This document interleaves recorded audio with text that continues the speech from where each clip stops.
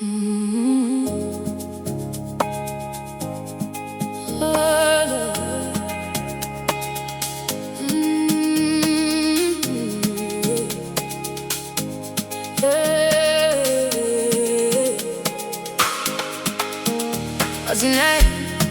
wangu wakanipe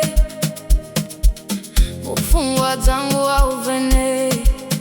ndinokurota ichieni everyday musiwa ndichakuona ndichavara kunge payday nguva yareba ndiya zvandiremera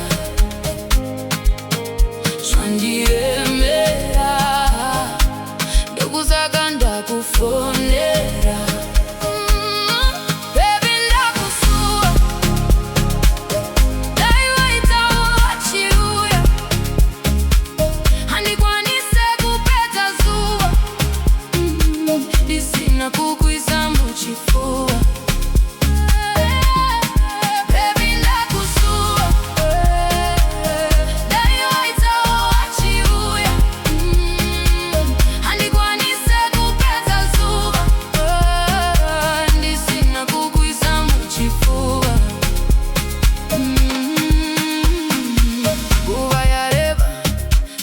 kukuona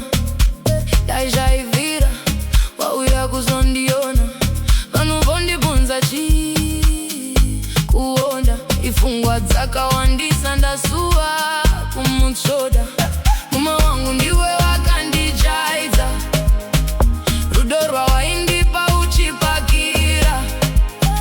ndombofunga zvimwe wakandijisa zvausipo kudai ndongoruwa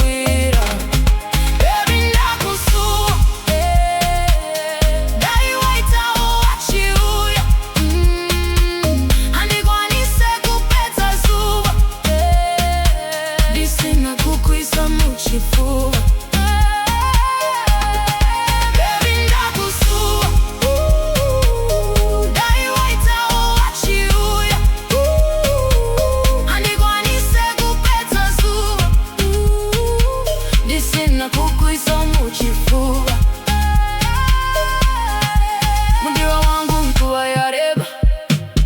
usipo kudai ndega zvinondiremera ndinoti ndikangona mufananidzo wako ndinobva ndamherera handizive kuda zvimwe ndiko kuperera wauri ndakatsidza nyangwe zvikaremesei ndichamirira zuva rauchadzoka uchiti mudiwa ndadzoka pamukova wakamira nguva yareba ndiya zvandiremera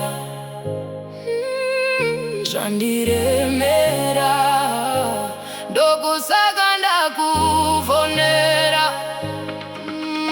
asinai mumwe wangu wakandipei mupfungwa dzangu wauvene ndinokurota ichiendi everyday musiwa ndichakuona ndichavhara kunge payday.